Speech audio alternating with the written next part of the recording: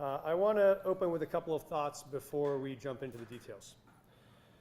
There is a cycle that's been happening for hundreds of years in America. People live in a home country that denies them fundamental rights and opportunities. And so after struggle or persecution or violence, they turn their eyes to that beacon of freedom we call America. Whether that freedom they seek is the right to practice their own religion, like Puritans who fled England or Holland, whether it is freedom from famine, like my ancestors who came from Ireland, whether it is freedom from want, like the Chinese who came to build the railroads, whether it's a flight from political persecution, like the Vietnamese or the Afghanis who risked their lives to join our country in fighting for democracy, they come here. Each of these waves of immigration seem overwhelming at the time, but each became, in our American story, a vibrant thread that wove the fabric of America. It is why we have Pulitzer Prize winners and Nobel Prize winners and groundbreaking entrepreneurs from these countries who came at one moment or another as a part of our huddled masses yearning to breathe free. We built with them the greatest country in the world, the greatest economy in the world, with the passion and dedication and patriotism of our immigrants. When we talk about honoring the traditions of the country we love, the finest of those traditions is the belief that when you are building something so powerful that others want to be a part of it too, we find a way to let them join our mission, knowing that more hands make lighter work. As we embrace this new wave of dreamers, it's crucial to recognize that not all who contributed to the American story arrived by choice. Our African American community, brought here in chains, has been indispensable in building this nation and shaping its culture. And the modern immigrant movement is built on the foundation of Black Americans' relentless fight for civil rights. Together, we forge a community like the one you see here, where the descendants of slaves, the child of recent immigrants, and everyone in between can find equal footing and shared purpose. That doesn't mean it's easy. And when migrants began to arrive in Denver by the busload, we faced a crisis, the biggest in the country. One that threatened to overwhelm the city. But while others facing this crisis demonized our new arrivals or ran from the problem altogether, we did something different. In Denver, we believe our biggest problems are solvable, and we believe that we are the ones to solve them. We held fast to that core American values that have always built America, that people who believe in America so much they want to risk their lives to come and make this country better, and that for America to work, everyone has to do our part, especially when it's hard. That's true for residents, that's true for newcomers, that's true for elected leaders. And that's when we realized this problem was just an opportunity to solve another problem. In Denver, we are undertaking our own great enterprise to be the most dynamic, most equitable, and most affordable city in the country. But this booming economy faces a real challenge. We need workers to make this great machine fly. We need to build 3 times more housing units than we've ever built before to keep this city affordable. We need healthcare workers to serve our aging parents. We need teachers to support our growing children. We need chefs to support our thriving restaurants. We need entrepreneurs and engineers and data scientists who will make the vibrant spaces where Denverites want to gather and tourists want to visit. Denver's dream for our city and the American dream of our newcomers are aligned. A broken politics has made a crisis out of an opportunity.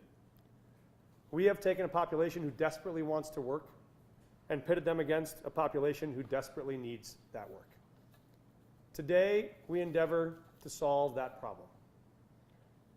3 months ago, we found ourselves stuck in the same trap, with continuous waves of newcomers, no federal support, challenges for access to work authorization. But we knew that serving our newcomers well could also mean serving the city well. We refused to accept the terms of that challenge, because in Denver, we believe the way to solve these problems is not by turning our back on our American values, but by turning to our American values. And that's why today we are here to announce the next phase of this program that we think positions ourselves to serve the newcomers who arrive here best and to serve the residents of this city best. So let me walk you through what we want to talk to you about today.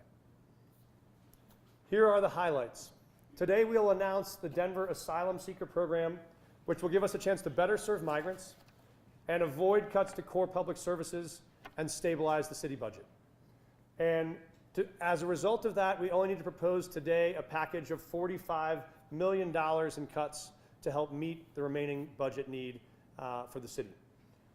That means some very exciting things for the city. It means that all rec centers will be fully open before the summer. It means all of our parks and rec programming will be restored for the summer and the fall. For city employees, it means no more layoffs, no furloughs, and it means that the seasonal staff who experienced reduced hours will all be offered the chance to return. That all starts today. Let me tell you a little bit about how we got here and where we're going from here. Next slide. When we started this crisis in December, as you remember, these were our actual expenditures that we were facing in 2023. Increasing August, September, October, November. In the month of December, we spent $15 million in 1 month. And at that moment, the number of newcomers was still increasing. It was at that moment that we built a projected budget for 2024 based on that $15 million month of December. 15 million times 12 months is $180 million. That was the gap we faced in December. That led us to do two important things. One was to sit down with all the agency heads you see in this room and say we need to start having hard conversations about how we could adjust our budget. Second was to sit down with our nonprofit partners and our program providers and our city team to work on what changes we could make to our migrant program to reduce the costs. Let me show you what that looked like on the next slide. This slide shows you on the blue line the number of folks we had in shelter throughout the last year and a half in Denver. You'll see if you look at December, where that first yellow dot starts, that's where our numbers were going up dramatically in December. That's where we spent $15 million. That's where we first made our $180 million projection, and after that, numbers continued increasing. In the first week of January, we started conversations with our team internally about budget cuts, and then we began program changes. We had individuals that were still exiting the program.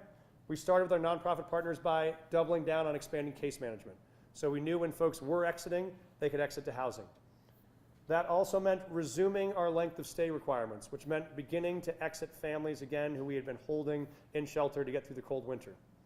What you saw as a result of those policies was our ability to successfully exit thousands of families between January and April, and to do that without significantly increasing homelessness on the streets of Denver.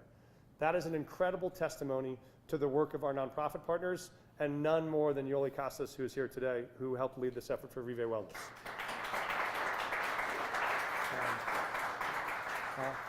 In that moment, we also started to see more and more folks who did not have access to work authorization. In order to let them support themselves and get transitioned into housing, they needed to work. That was why our teams, including the city attorney's office, including HRCP, including technology services and others, stood up an unprecedented effort to put newcomers through work authorization clinics. We put almost 1,500 people through work authorization in the month of March alone, a larger effort than we have seen anyplace else in the country. That meant that folks were exiting with work authorization in hand, with an apartment to move to, and a successful place to go. That is what drove our budget down all the way now to where you find ourselves on April 1, where we are just below 1,000 people in residence. We were able to close 4 hotels in March, which further dropped our costs, and now in a spot where we only have 1 hotel left, and we have a remaining gap of about $89 million. So let me tell you how we get to the $45 million of cuts we'll be proposing today. Next slide. As you may know, we had already started making initial cuts early in the fall for things that we could protect or move. We had some rollover from 2023. We had some FEMA dollars. We made some early transfers around things like the Castro building and early contingency, which cut $44 million down immediately in January and February. These program cuts, together with these initial changes, left our total gap left at $45 million. That is the package of $45 million we will be bringing to the City Council in the next 3 weeks. And we'll tell you where those $45 million come from. Because thanks to the incredible work of our agency heads, who saw this not as a crisis but as an opportunity to make sure we could meet the needs of the city without affecting public services, they were able to prioritize cuts that would not affect core public services. Next slide. This shows you where those cuts predominantly come from. What you'll see here is the majority of those come from vacancy savings. Those are positions that were hard to fill, or we were not on schedule to fill, or spots that we delayed filling. They came from capital funds that we were able to defer, or from places like services and supplies, and occasional technology projects. But what we were able to protect was the core public-facing services. We're not taking officers off the streets. We're not keeping rec centers on reduced hours. We're not reducing the number of permitting officials that are there to help you process a building permit when you come to the city. That's thanks to the work of this team. Next slide. That explains the budget and how we got to where we are. Let us now explain to you what our new program is meant to do and how it will operate. I think it's important, if you are commenting on the slight and lessly elegant design of this slide, this is all my handiwork, and so this is not the great design staff we have internally. But what I want people to understand is there have been different phases in the newcomers that have arrived in this city. And no one knows this better than Yoli. But for folks that arrived in all of last year, they had access to what was called temporary protected status, which meant they could get work authorization and apply quickly and get up and working on their own. For many of the folks that arrived through the fall, they had access to what's called CBP1, which was a border application that meant people also could get access to work authorization when they came through our legal clinics. That's why we put almost 1,600 applications of people through legal clinics. What is happening overwhelmingly now is that the folks that are arriving do not fit in either of these two categories. They do not have access to work authorization through TPS or through CBP1. They are what we call asylum seekers. They've arrived in the country from Venezuela, they want asylum, and right now they have a court date that says they can get a hearing on that asylum somewhere around the year 2030. And until that court date, they cannot work. This is why we have folks in the current system for whom a 14 or 42-day stay no longer helps and no longer works. For these first phases, our shelter system was built to support these needs, and it very effectively supported these needs. We have a new population with new needs now that requires a different structure. So this is why today we are announcing a different plan. We're presenting what we're calling the Denver Asylum Seeker Program. What that will allow us to do is to serve these folks who are arriving now overwhelmingly who are asylum seekers. What we will help them do are four things. One is we will help them affirmatively apply for asylum. This is an incredibly cumbersome process. It can take up to 20 hours of legal work per application. That's why many cities don't do it. The benefit of filing the application is once you file proactively for asylum, within 180 days, you can get access to work authorization. This is our path to help these folks get to legal work, in the same way we help people with temporary protective status or CBP1 status get there previously. But to do that, they need 6 months. So what we are establishing through the Asylum Seeker Program is a program that will help folks apply for asylum. We will connect them to apartments where they can live and support themselves. We'll connect them to food assistance. And over the course of that 6 months, we will connect them to a program we are launching called Work Ready Denver, which will be led by our Department of Economic Development, and which will offer asylum seekers the opportunity to get job training and skills. That can mean everything from English language services to financial literacy to newcomer integration and support, as well as the opportunity to connect to industries that they want to enter, to get certificates in those industries if they're applicable, and to have on-the-job training opportunities that are unpaid. So that when those 6 months pass, they can get their work authorization, they have certification, they have training, they have preparation, and they can enter the industries in this city that have openings they so deeply want to fill to drive the economy they want to help us support. That's the path going forward.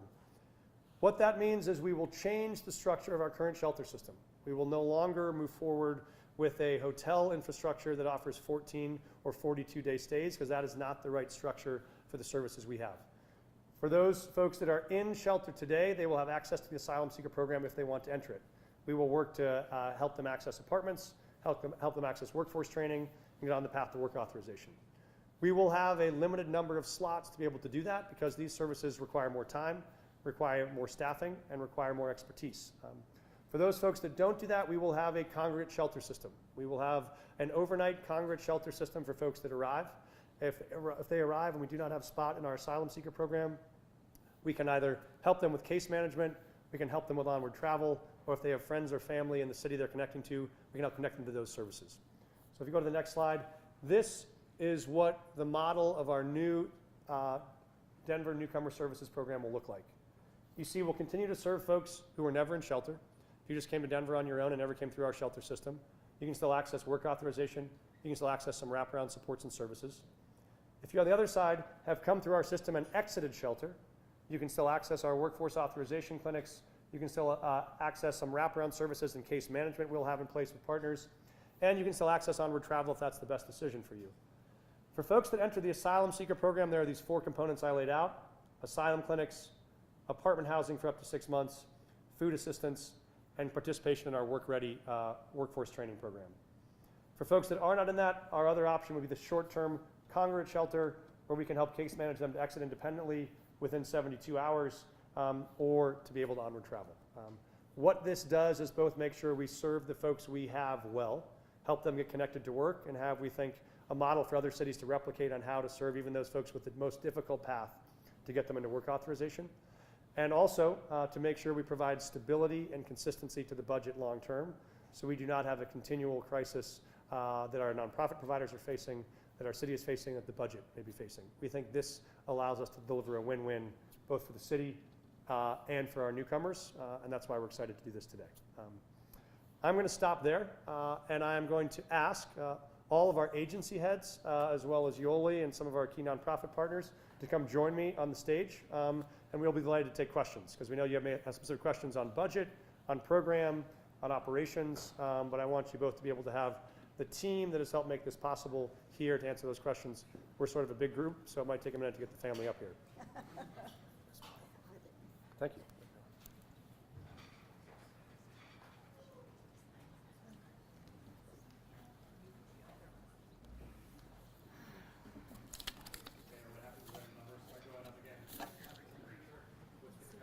Sure. All right, everyone ready? So the first, by the way.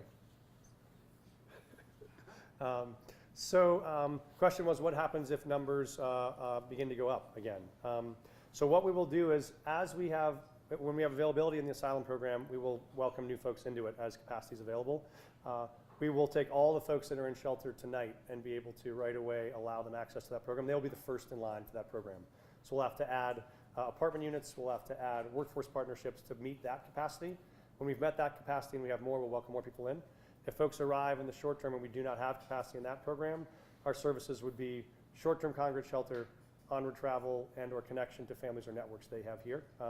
We know still a great number of folks who come to Denver come because they were not ever intending to stay in Denver. They're looking for opportunity. And so many of them are put on a bus to Denver against their will in the first place. So we've always had this service. We'll continue to offer it, and we'll continue to help folks navigate to where they think the best option is for them if there's not spots for them in the program we have here. Mayor, what's the capacity of the program? Do you guys have a number?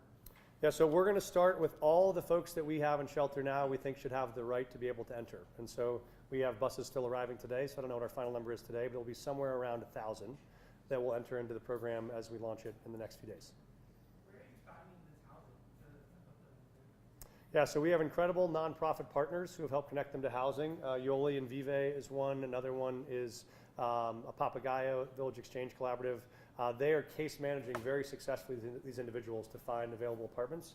Happy to have you talk about that, Yoli, if you want to. Yes, absolutely. So Step right up there there. are so many apartment complexes that we actually go through and have conversations, and they're really happy. So basically they do the same as everybody else. They have to apply for it. They have to do background checks. They have to look at they're making enough money, or at least, you know, somebody's helping them. Sometimes we get families together. And the beautiful thing is citizens have come through and say, we have rental properties that we would like to help. So that has been huge for us. So that's, together we actually reach out and meet families with their places to live. And now that we know the kids are in school, we try to match them close to their school. With folks waiting for their work authorization, how do you guys expect them to pay rent? Yeah, great question. So this is why we built this model around the needs that folks have around a 6-month wait for work authorization. So what we've found is, Nicole has this great phrase that I love, which is the current system we had is not a way you would support your own family. You wouldn't eat out 3 meals a day and stay at a hotel every night. That'd become very expensive for you. But that's the structure we had. And it's much more expensive. To put a family into an apartment and allow them to shop and cook their own food in their own home is much more efficient. So we'll work with nonprofit partners, and we will provide up to 6 months of rental support and food assistance that would allow them to be able to cover room and board while they're waiting for that work authorization, and to participate in the workforce training program the same way you would if you were a student enrolled in a college program or a student enrolled in a workforce training program. So we cover those base needs, allows them to get training, and then get prepared for work when they are authorized. Mayor, of that $90 million total spending that you're projecting this year, how much of that should be the responsibility of the federal government, and how much have you received from the federal government? So we have, of the dollars that we offset here, some of those FEMA, well, there's about $9 million federal dollars that we named in that first 45. We spent a lot of time, as you know, this January and February advocating at the federal level for support here. There was a bipartisan bill to do that failed in the House. You know that story. I think what we found at that point is whether we would like the federal government to do it or not, that was no longer a choice for us. It was clear that was not going to happen in this Congress in the next 7 months. So we felt like we had to take this into our own hands to come up with a solution. And that's why what we've come up with is something that both provides better support for newcomers and stabilizes the budget for Denver residents without cutting core public services. So our first program here for asylum seekers will be a 6-month program. We know the phases can change. That'll carry us about through November of this year. We get a new Congress, you can get new legislation, you can get new work authorization changes. Many of these variables could change down the road. Until those variables change, this is the program we think best serves newcomers in the city. As far as you're concerned, the public shouldn't feel the impact of these budget cuts? I mean, obviously, I think this team has done an incredible job of making these budget cuts not be public facing. So we won't see core changes to public services. We'll see things that you saw here, like vacancy savings, like deferred capital costs. And so we think we've come forward with a package that will not have a big impact on public services. Mayor Johnston, one of the two people that people are perhaps most interested in is public safety, the two gentlemen standing right behind you. Yes. I know that there are budget cuts that impact public safety.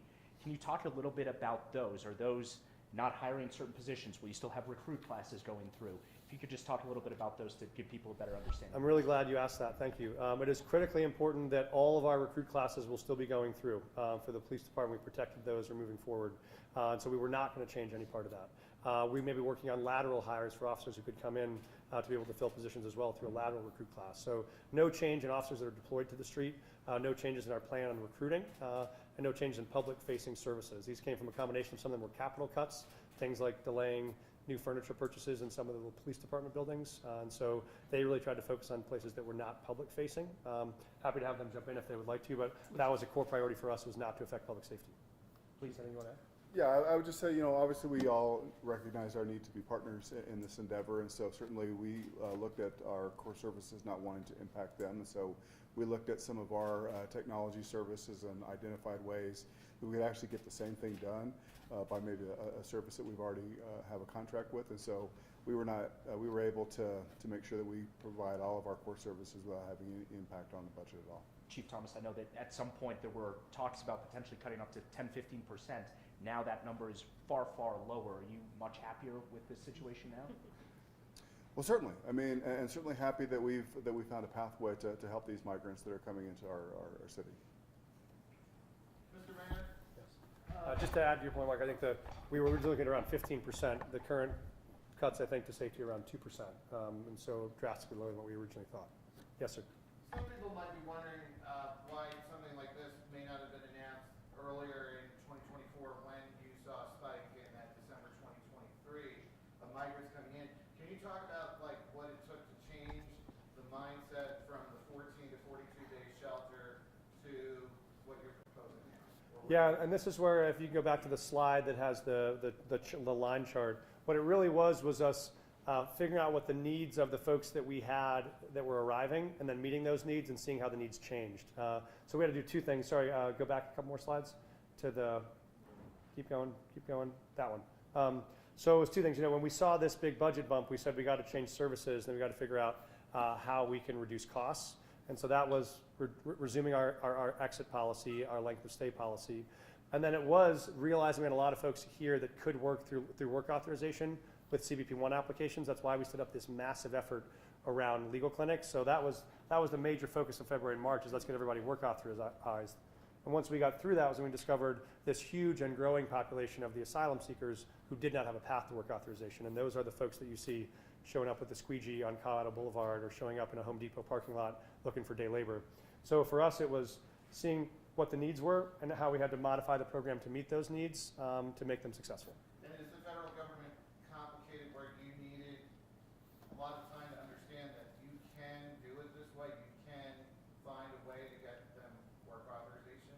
I mean, we've spent extensive amounts of time with immigration experts around the country, legal experts, workforce training experts, partners here to build a program that we think 100% sets people up for success, sets individual immigrants up for success, sets businesses as partners up for long-term success in the city.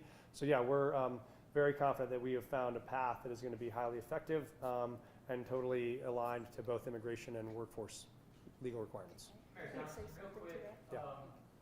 if you were like I'm going to let you speaking jump in after this. to members of the public, your constituents, how would you sell this to them? Why is this an effective use of taxpayer money in light of some of the other issues that you campaigned on, such as homelessness and housing affordability, that are so pervasive in our everyday life here? I mean, the reason why we're so excited about this outcome today is this is a plan that is going to better serve migrants who arrive in the city and better allow them to get to work to actually support the city and to support themselves and to support industries that have open jobs. We have almost 8 million open jobs in this country. We have hundreds of thousands in Colorado. We have a great supply of folks here who want to work. The frustrating part for businesses and for the residents are, why can't these folks work and support themselves as they want to, rather than taxpayers needing to provide that long-term support? This helps resolve that by getting people access to work, protecting city budgets, and making sure we can get newcomers access to services. I know Yoli did want to step in on something about the. Yes, I want to speak from the nonprofits and the community and the citizens.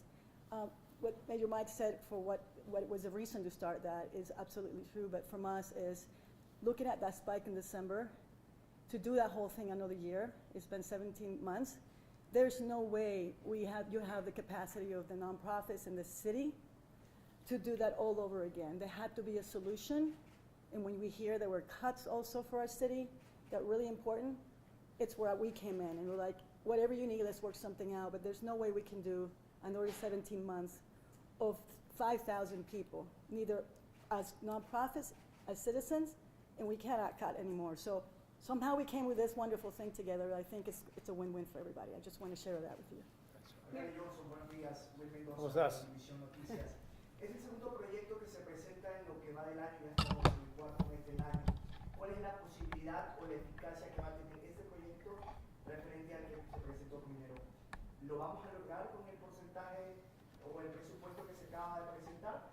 Ya, eso va a ser la propuesta por el año que viene, por todo de 2024, porque no creemos que nada va a cambiar del gobierno federal ni de las leyes federales para cambiar oportunidades para gente que están llegando. Más y más van a llegar que necesitan aplicar por asilo y eso sería su solo manera para obtener permiso de trabajar. Entonces, eso es el programa que pensamos que va a trabajar por esas personas que llegan y por la ciudad en los meses que vienen, por el resto del año.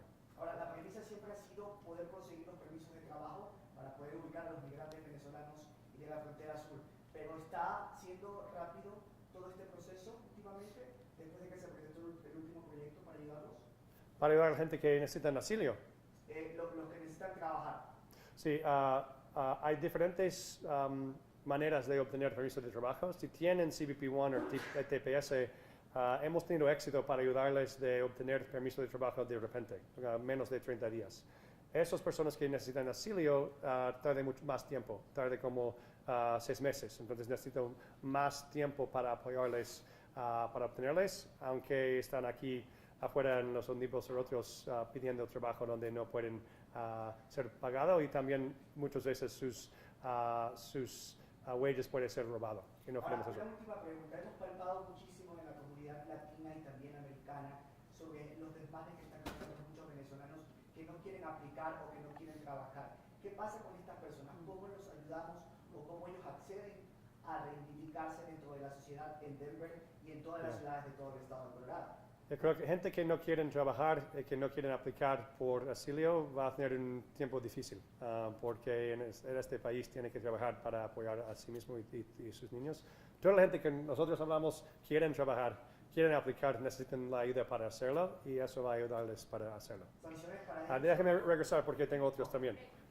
Mayor, can you Yes. describe how the training program is going to work? Who will lead it? I assume it's not compensated, right? The people participating are not compensated. And what if in 6 months the outcome is that there is, maybe elections don't go a certain way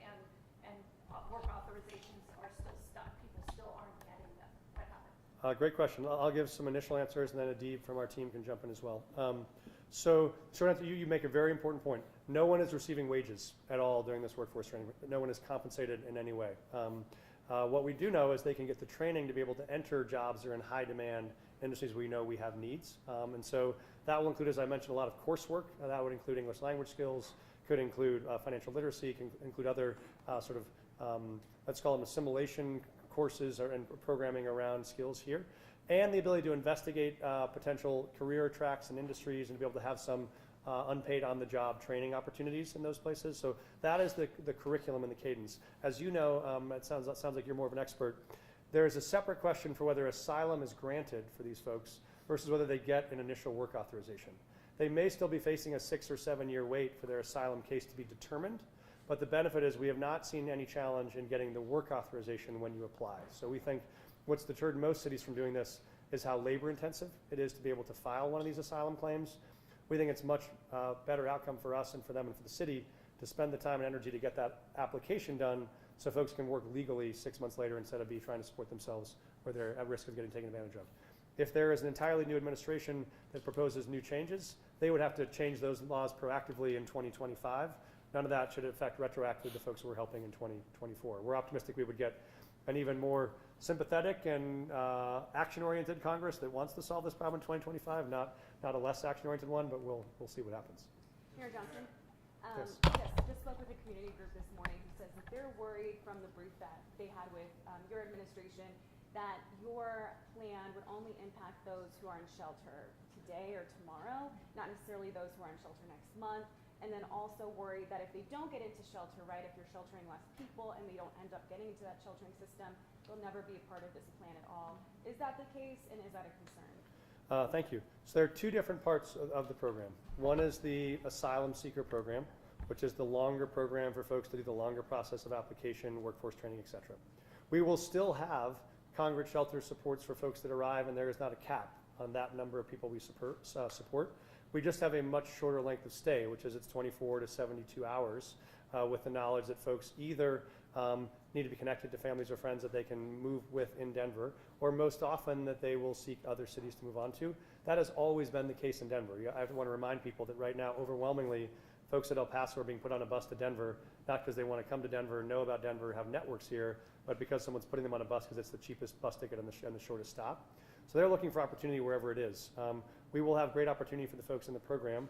We'll have case navigation and support for folks that arrive in congregate shelter still.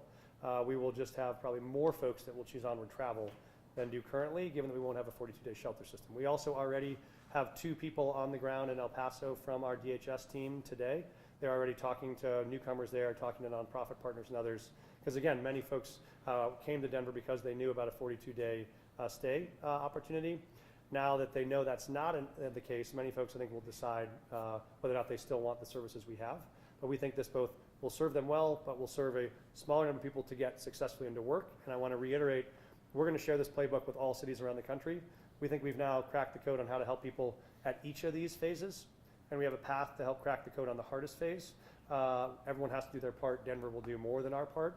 But we can help other cities that want to also do their part. One more follow-up question. So obviously this is a forward-looking plan for the migrants who've been here for a year and a half, who, for instance, have been in housing, potentially going through eviction. We know that there's also an uptick in rental assistance with migrants, being really in need of these types of resources as well. What does this plan account for when it comes to migrants who've been here for several months who are not in a stable position? Thank you. This does allow us, as Yoli was saying, previously, managing 7 or 8 hotels and 5,000 people all on rolling 14 or 42-day stays. It is an incredible time clock to race against all the time and very hard to manage. The teams did an incredible job. What this allows us to do now that we don't have that system is devote more case management to supporting some people who are here but may be struggling. Maybe you found an apartment but you couldn't pay the rent, you're facing eviction. You thought you found a job but you now can't find one. So it does allow us to still provide case management to those people to ensure their success. So it's both making sure the folks that are here and struggling can be successful, and the folks that are in the program we guarantee are getting to long-term work authorization. Piggybacking off that question, do migrants qualify for stuff like TRUA and stuff like that? And you also mentioned food assistance. Like, what does that look like? How does that work for like nonprofits who run food pantries and things like I'll let others jump in if someone else wants to jump in on this. The rental assistance as it was proposed by the city council and that we supported, does not have a citizenship requirement on it, does not ask for documentation status. So if you are a Denver resident and you are paying rent and you are at risk of being evicted, you are eligible for those services, eligible for those supports. You still might need some help in knowing how to navigate the system. You've only been in America 30 days. And so we think there are wraparound services that will be helpful, but that benefit is available. Eviction defense support can be available. There are some federal benefits that are restricted. Obviously, folks like SNAP or TANF or others people cannot get access to. The nonprofits that are running food pantries and others in the city we found have really stepped up to help. Obviously, the Rose Foundation has a newcomer fund that has been a great source of support for those nonprofits. We'd encourage people who want to continue to support these efforts to continue to support the newcomer fund at Rose. But those nonprofits, I think, are still continuing to provide services without an eye towards status. I don't know if anyone wants to add to that. I can address Great. the food question. Hi everyone, I'm Sarah Plastino, I'm the Newcomer Program Director. Regarding the food question, the model we are seeking to distribute food assistance is through monthly debit cards that will be automatically loaded with funds when an amount appropriate based on family size that can be utilized for food and personal items. And that will be administered through a nonprofit partner. Mayor, Yes, sir. you can explain Spanish or English up to you, but will legal resources be a part of this program, especially to help newcomers find ways to expedite their court dates and get their asylum status heard and approved? Voy a responder en inglés porque es más fácil con esa pregunta. Said I'm going to respond in English for this one. So yes, part of this program is explicitly focused on the legal supports people need to be able to navigate an asylum process. And those are quite complicated. I want to be clear. This is a much more complicated process than any of the work authorization we've managed before. It requires more legal work, more infrastructure, more ongoing meetings, more documents to assemble. And so that will be part of the service, including if people have court dates or sites they have to move, we can help with that. But the key is we won't be able to fundamentally change the date at which the final asylum claim is adjudicated. That is a function of the federal government not having enough administrative law judges to do that. That's why there's millions of cases in backlog. That was, again, what was in the federal proposal to help fund this that failed when the former president opposed it. So that is why we'll help navigate this, is to expedite work authorization, even if they're stuck in a longer wait for the final asylum determination. But what we find is most urgent for people is the ability for them to work and support their families. That's what they care about most. Mr. Mayor, would you say that over the last few months, the city's been switching from like an emergency response to a more long-term, sustained, proactive response? And how do you see this playing out, the migrant crisis during your administration and beyond? You said it better than I did. I should have asked for that talking point. But you're exactly right. We understandably needed to treat this as an emergency. We had our emergency operations center was activated early to support this. Throughout the process, we've tried to be day in and day out responding to that. This was our chance to really take a breath and plan deliberately and proactively what is the system we should build that would best serve the needs we have for the migrants that are arriving, and how do we do that in a way that long-term stabilizes our budget, stabilizes city services, and supports Denver residents, and how to do that in a way that actually turns this into an opportunity to provide a real pipeline of talent into industries in Denver that are struggling to find that talent. So we view this as the chance to build a real long-term win-win-win for newcomers, the city budget, residents, and for employers, and that's why we've spent so long working on it. And would you say this is a long-term challenge? I mean, how long do you see this, playing out? I think this will play out as long as there are asylum seekers coming to this country seeking asylum. I'm on separate international affairs. I'm disheartened by the fact that you have, I think, a completely dictatorial and ineffective president of Venezuela who's about to be reelected, despite the fact that his opponent, who was polling at 78%, she was able to be pushed off the ballot when he was polling at 5%, and now he'll win by acclamation. So you will have, I think, disarray in Venezuela for years to come, which is a catastrophe. But we will have this in place as long as this is the legal structure the federal government gives us, and this is the need that presents itself. When either of those two things change, who comes or what federal tools we have will certainly accommodate. Can you describe the width of any business partners that have stepped up to support and the specific industries? Is it construction? Is it even just a Yeah, little bit of Adib and his team have been doing an amazing job working on some of our early partners. I know one of the things I'll say in advance of Adib is we're waiting to see all the folks we have who choose to enter this program, what skills they have, what industries they want to fill for us to inform what partners we bring on, but Adib has already had great success in talking to a number of leaders. Want to let him talk to you about. Yeah, we've been working, and I think one of the great things about this program is we're really including all sectors as part of the partnership in order to get a solution. And the private sector has really stepped up. And we've been talking with a number of sectors, specifically around construction, logistics, healthcare, childcare, who really have a need for employment, who have developed their own pipelines, specifically around working with immigrant populations to be able to come into the workforce. And so we're working now individually with businesses. And we'll have more to speak about the specifics on the Work Ready program as we get to launch phase. But our goal is to ensure that everybody who enters the program, one, has some of that basic training that will allow them to be work ready, that will allow them to be able to function effectively in a work environment. These include things like ESL training, digital literacy, financial literacy, moving them into industry credentialing. So think of OSHA certification, first aid CPR certification, ServSafe certification, which will apply to a number of businesses. And then as we move forward, working with essentially what are unpaid internships, which will allow individuals to get that on-site experience with employers, and then hopefully from that point, work authorization kicks in, and then they'll be able to get jobs and become self-sufficient. Mayor Johnston. Oh, yes. One more. Just on the topic of the federal government going back to policies here, we heard from President Biden yesterday in an interview with Univision signaling that he's planning an executive order that he might issue, I think, this month that would severely restrict the number of asylum seekers coming in from the southern border. Would you support a measure like that? The president has not called me on that one yet, so I'm not aware of what they have coming. We have stayed in regular touch with the White House about the efforts that we are pursuing.